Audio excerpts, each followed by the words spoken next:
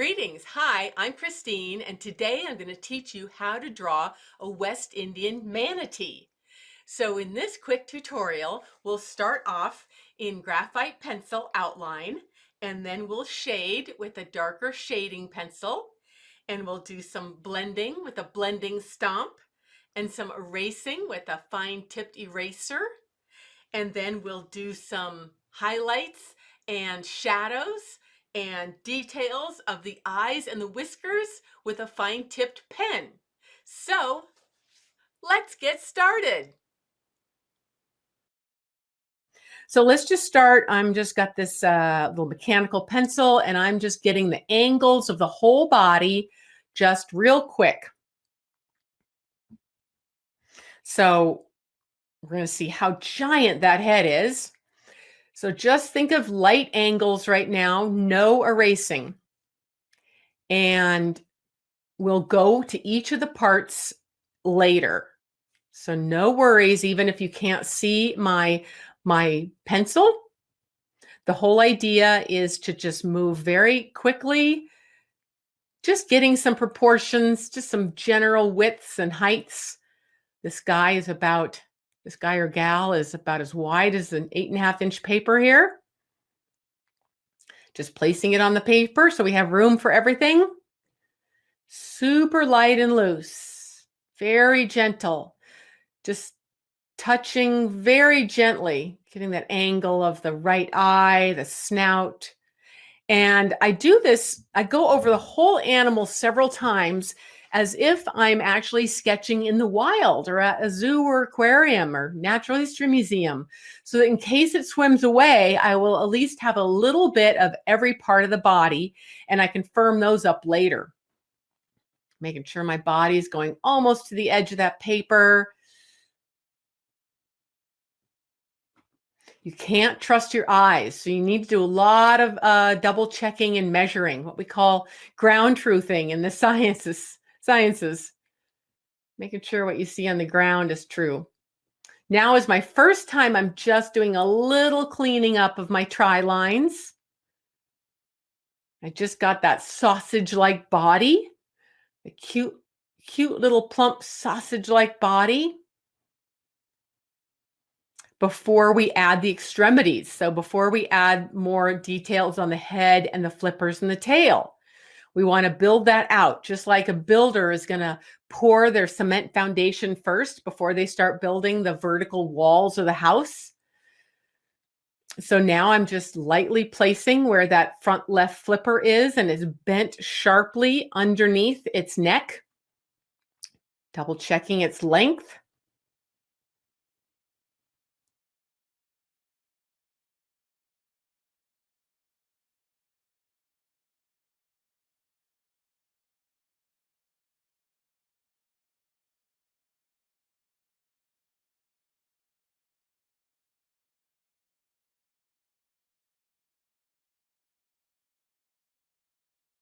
It is difficult, I know, to listen to words with your left brain and draw with your right brain. Like when I'm drawing, I just cannot draw to music that has words in it. I just need to listen to something.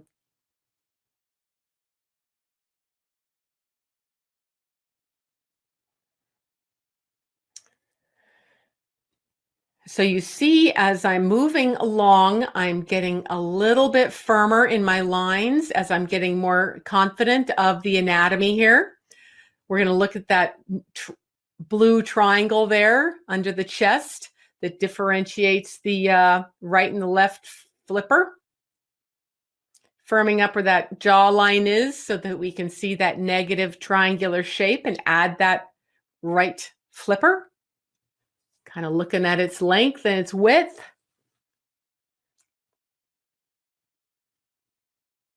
I probably could have had that left flipper a little bit turned up under the chin a bit more.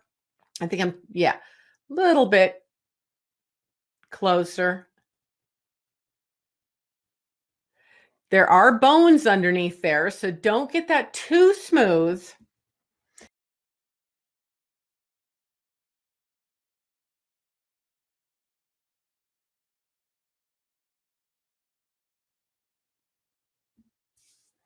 Alrighty, so looking at that powder blue triangle that helps us to differentiate.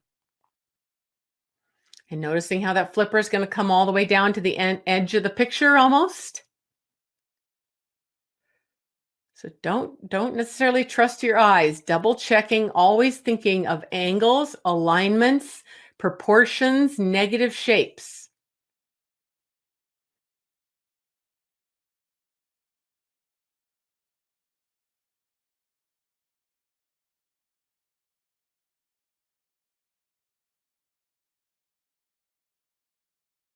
I think I pretty might have made his right flipper a little thinner. I think I got it too thick. Yes, I got the front of his right flipper too thick.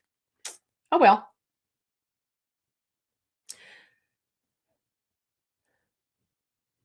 Looking at the paddle-like tail, it's narrower at its base. Nice, uh,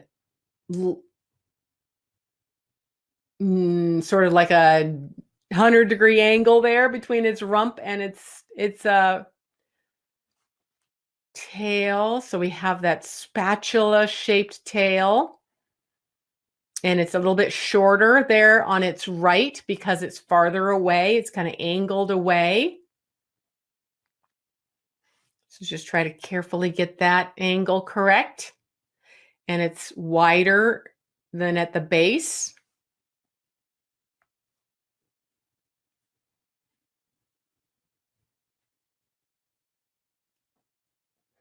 So you see, as we're going along, we're going more and more slowly and a little bit more firmly and not being afraid to make corrections like I am now.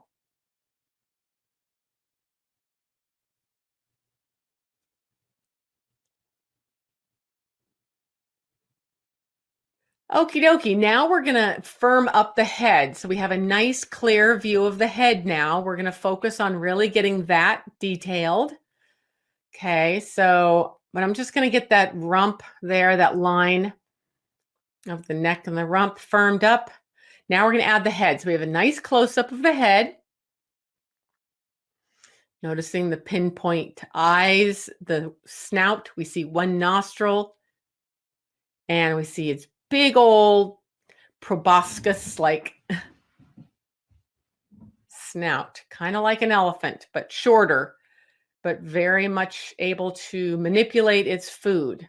Now see how much thicker it is? So that's why we double check things. I had made mine much too small. So don't trust your brain. Your brain is often going to draw things the size that we think they should be in terms of importance. So, that's why little kids often draw heads with no forehead and giant eyes and mouths, right? Because we think that's important. So same thing, I was drawing this mouth too small, and now I'm really noticing how it's swimming towards me, turning left, kind of looking at me underwater, saying, hey, what are you doing swimming with me? Big old triangle of that snout. So don't be afraid to make that big enough. So it's got its lower chin, and it's kind of a smile, the opening of the mouth there, and then the snout.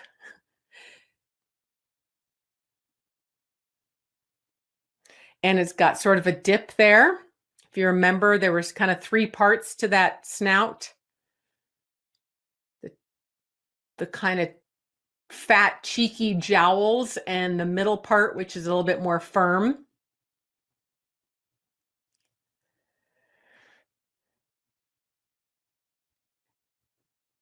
And just firming things up. Again, this is the main time we're going to see the close-up of the head. Now the nostril is a little bit blurry because he is swimming towards us, but it's this half circle, if you remember. And you mainly only see the left nostril. And it is closed, remember, because they can open and close that. Now I'm going to place the eye. It's very hard to see where the actual eye is, but there's a big circle of shadow. So let's just kind of place that, noticing where it is in comparison to the end of the snout and the top of the forehead. I'm going to try to leave a pinprick of light for a reflection. So even though we can't see this, if we understand the anatomy, we can make this look a little bit more alive with more personality. So I'm going to be really careful here and have some dark shadows with a highlight inside the eye to make it look more alive. And then we're going to put some shadowing around it. And then it's got quite a kind of eyebrow above it that's shadowed. So I'm using my little blending stomp here, kind of cheating with the blending stomp. You could use a Q-tip or even your finger. So we got the basic outline, and now I'm going to start adding the three-dimensional form. So you can either keep using the pencil you have, or ideally, if you have a darker pencil, I think I used a 4B or a 6B, which is really nice and rich graphite for shading. So I'm right-handed, so I generally start at the left side of my drawing and move right so that I'm not smearing too much. And I'm just using that template to notice the darkest parts of the body, which were under the chest, the neck and the chest and the inside of the flippers and the underside of the tail. So again, just looking at that body, starting at the snout. And I'm using a 4B pencil, I think. Now, there's a few ways you can get some graphite on there. And I'm just going to put my template back to help me. You can use your pencil flat, kind of like in a horizontal position like I am, and that can get you some a lot of graphite down at once. Some of you have also done the carbon dust technique with me. You might want to try that with this as well. So this first pass is just going to be really light. I'm just going to be adding some graphite and just showing how it blends later on. So just kind of down and dirty, not very perfect, just getting it done, getting some values down. So it's going to be really rough. But I'm just using that template to help me see just how dark things are. And I'm not going that dark right away because I want to kind of work on this slowly so that I don't go too far and I don't have to erase things. Noticing just how dark it is underneath that flipper.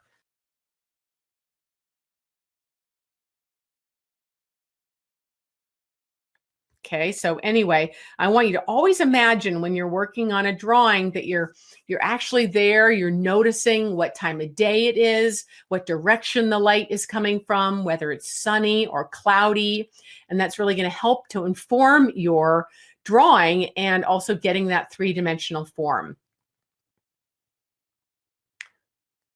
So as you see, I'm just using my pencil on the side. I can be pretty messy because we're going to be drawing some more with both the blending stomp, and then we're going to be sort of erasing and drawing with this very narrow eraser. So we're going to clean things up. So I want you just to be fast. Don't worry too much.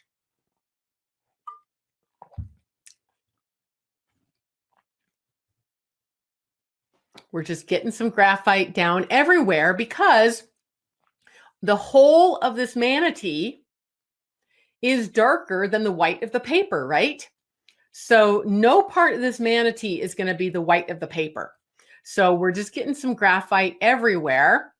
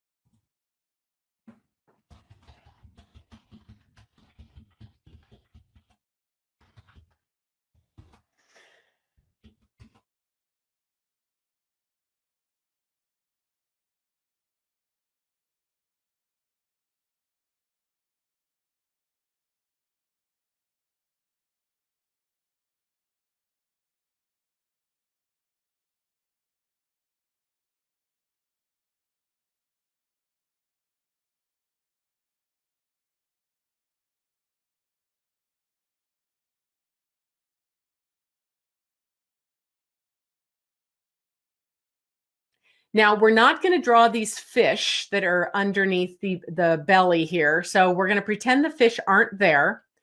We do see a little triangle of highlight that we're adding, which would be easier to show if we were drawing the blue ocean behind it, but we're not. So I'm going in pretty heavy.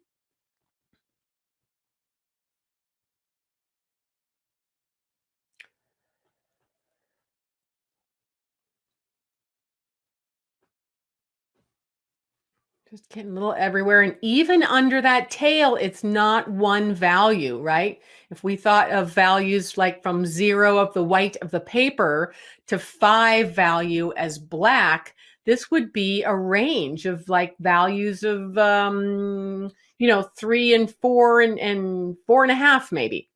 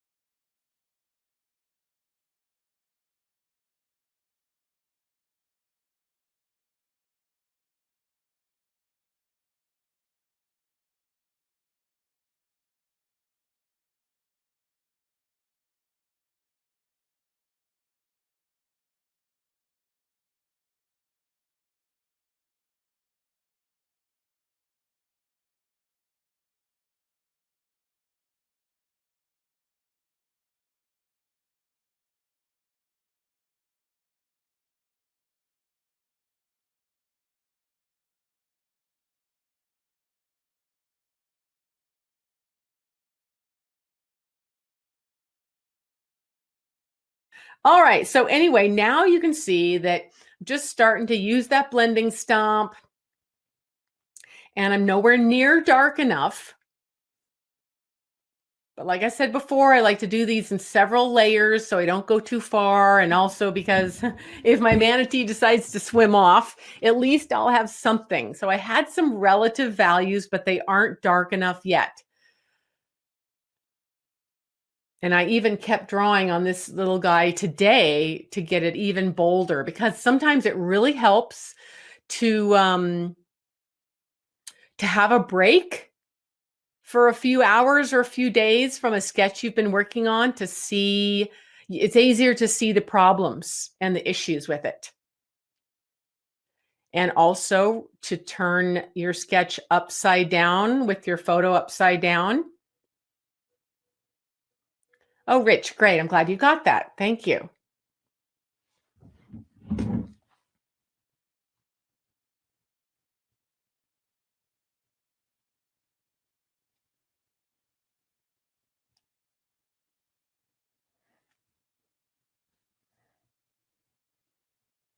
So yeah, we're just going over this again. Yeah, and at any point you can turn your sketch upside down and look at the photo upside down, and that especially helps with values.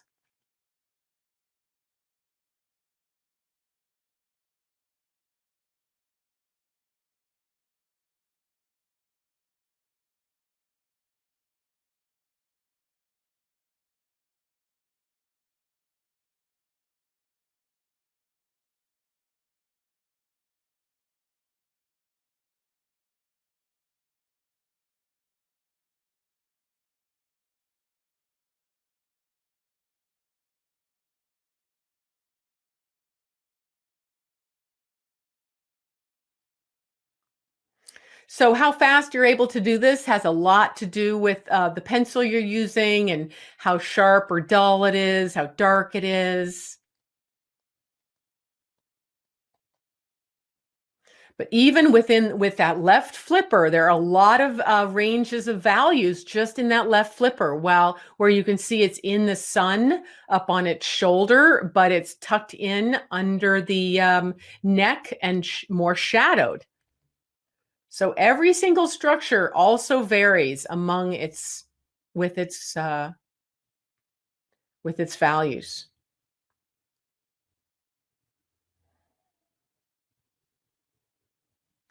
So in these sketching workshops, I don't always go in this much detail. A lot of times I just kind of stop at the outline part because I know a lot of you guys have different favorite media. And so you might want to, finish yours in colored pencil or watercolor or any of the other things you like. So, these workshops are more about, natural history education and a little bit of how to use some of these sketching techniques, but they're not completely focused on them.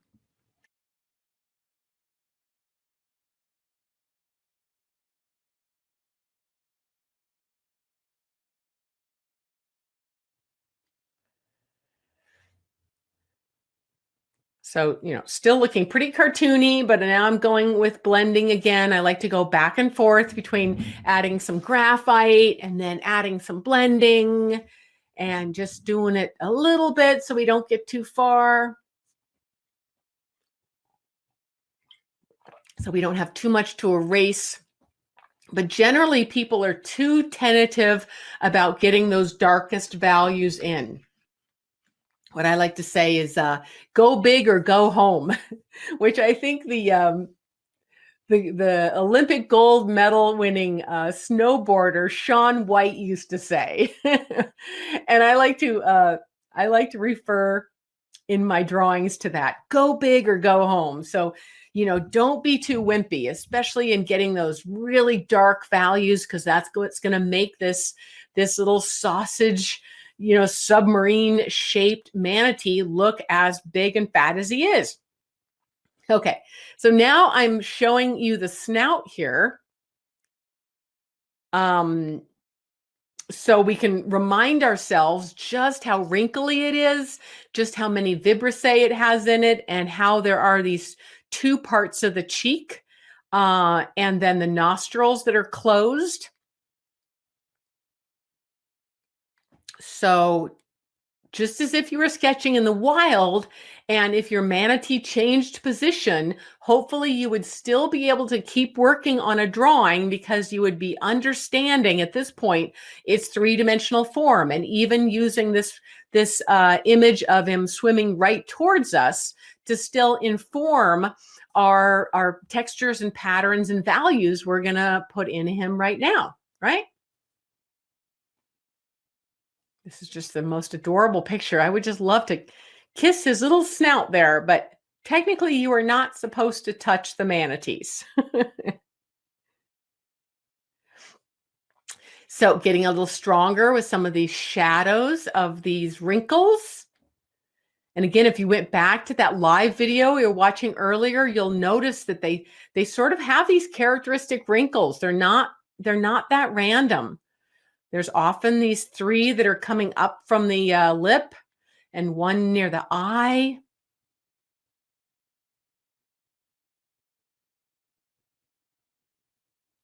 So we're getting all that stuff in there.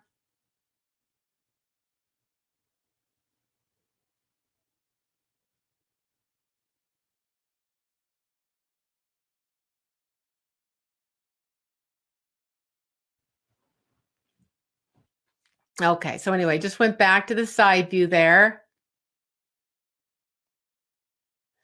Because again, in real life, you never know when they're going to move and swim away. Getting some more shadowing with the eye, noticing that the eye is more shadowed above than below because of bounce light. So it's got that big, heavy Neanderthal-like brow above it that's more shadowed.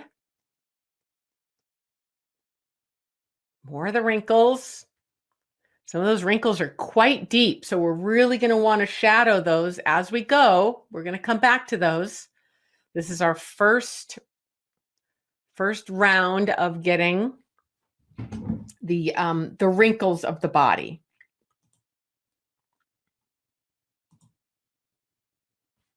Sorry, my mouse. There. Okay, looking at those wrinkles.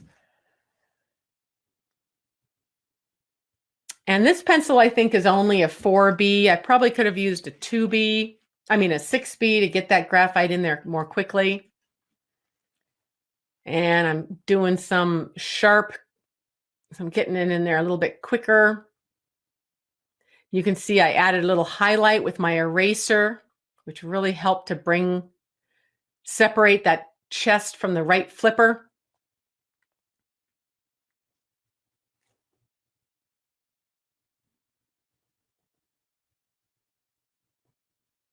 And those wrinkles, because he or she, I'm not sure, is bending that flipper in.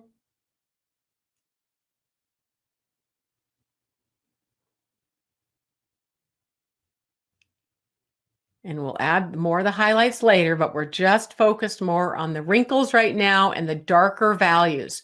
We will lift out the highlights at the end. If we did it too much now, they just get smeared.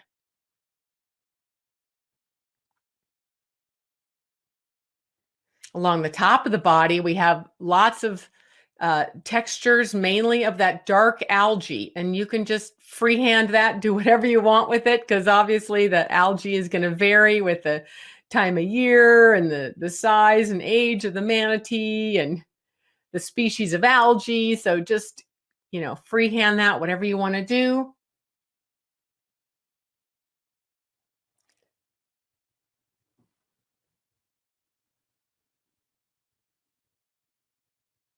And I would probably leave some more light on that belly, on that back than I did. That beautiful, bright yellow light of the sea.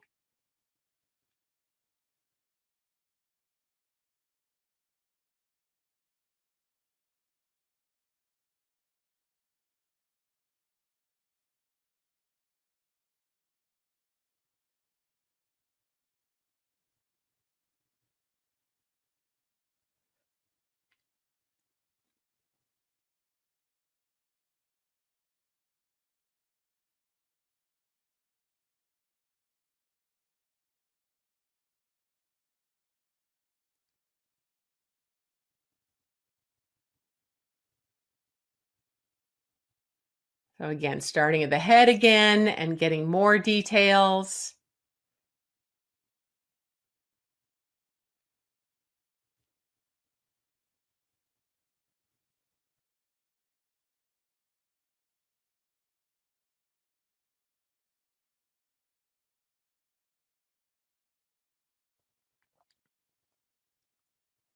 Adding this three-dimensional form can really take a long time to get really realistic, and it is super fun. It's amazing how real you can get when you keep looking. And again, if you want to turn your photograph upside down, that is an amazing cheat to help shift you to your right side of your brain and see those values.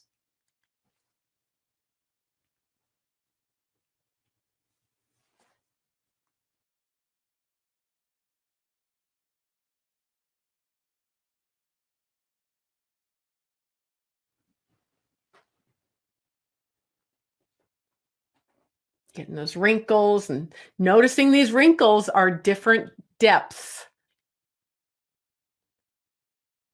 Some of them are really deep and wide. You can always even imagine these wrinkles being like rivers that are heading towards the sea. And you know how they're often shallower at their headwaters than they are down at the input to the ocean.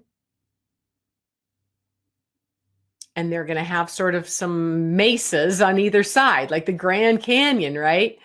So all of those wrinkles have highlights and shadows that help to define their three-dimensional form. And just noticing how some of the wrinkles are much deeper than others. And again, it's partly because of his behavior. So bringing back that idea of observing and noticing that this one's swimming towards us, turning left. And so it's got really deep wrinkles on the left side of its neck because it's turning towards us. Now I'm just having fun getting a little bit more algae in there. Again, they always live in very warm, shallow waters because they are herbivores, kind of like a horse of the ocean. Now, this is not a pencil. This is my eraser. So this is the Tombow Mono Zero eraser. And it's just a really narrow eraser that is really fun for lifting out highlights. So, you start doing that later. And I've got this little dry brush so that I can get rid of the crumbles. Because, you could use your fingers to wipe it, or you could blow with your mouth, but that's gonna get it dirty. So it's better to use a brush if you have a nice, dry, soft brush. So now I'm just going over the whole guy and lifting out some of those fun highlights. Again, imagining that each of these wrinkles might be a giant river and it's gonna have highlights at the top when you're out of the river canyon and there's sun. And this is the fun part where it really starts to look a little bit more realistic and clean out some of those negative shapes, lifting out some highlight of the left flipper.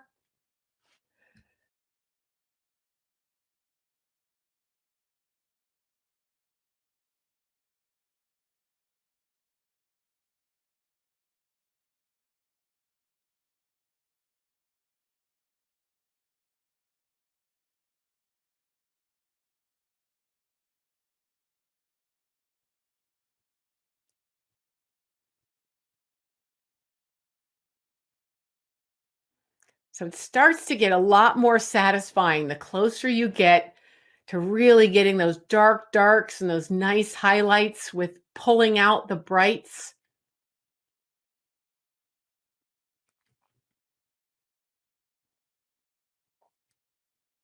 And just slowly going across the whole structure, not forgetting those little bounce lights, the highlight on the flipper.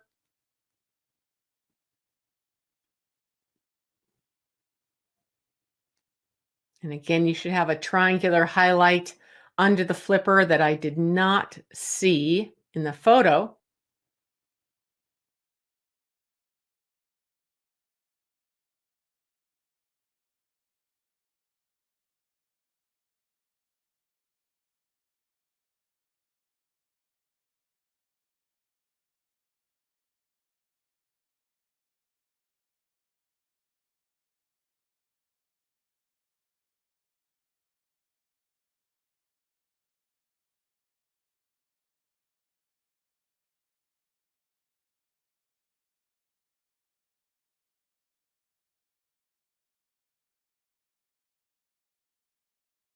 You always want to spend extra time on the face. And so there's lots of those really stiff vibrissae and these little circles that each one comes out of. And their whole body is covered by some very light hairs, especially along the top.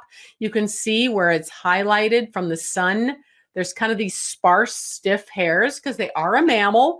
All mammals originally had fur. Maybe they don't have it as adults, especially the marine mammals like pinnipeds or well, cetaceans and these guys. And you might even want to go in with a very fine tipped permanent black pen and add the some highlights to the eye and all those little whiskers. Now, a lot of people stop about now, but this is really where it's going to start to get more realistic. So I would push ahead, keep getting darker, get a nice 6B pencil maybe, or the pen, and really start getting this guy really rounded.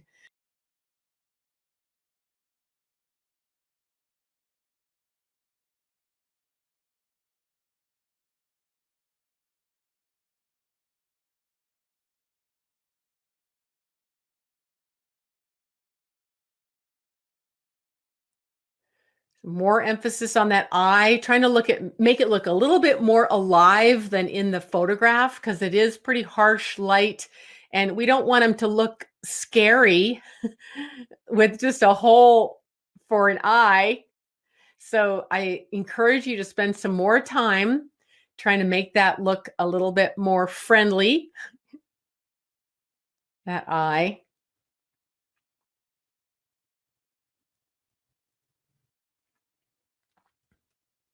Anyway, you see how I'm moving around.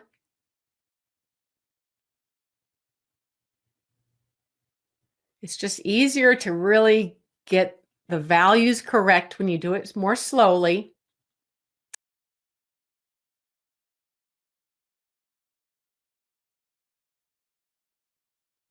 Just watch your hand as you get going. This dark, you have the tendency to smear the graphite with your palm. So you can either be covering part of the drawing with a clean piece of paper, or just really noticing.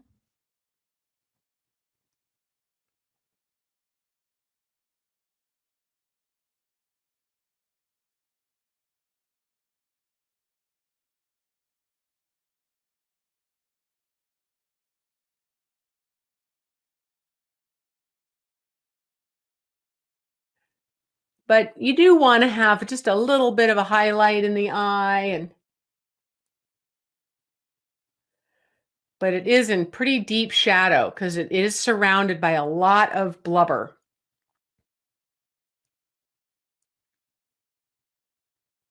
The base of my right flipper could probably be a little narrower because it's farther away. But this is the time when you're just continuing to lift out the highlights and push those darks.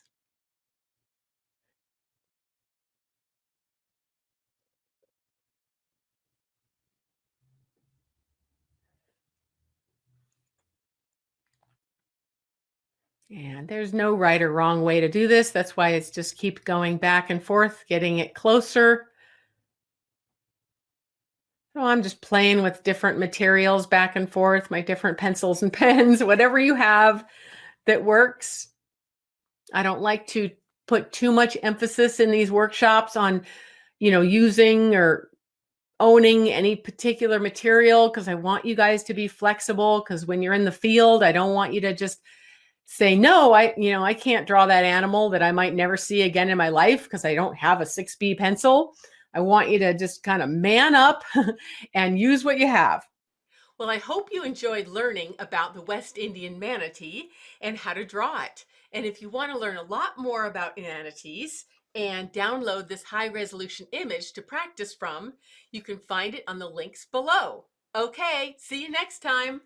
Bye-bye.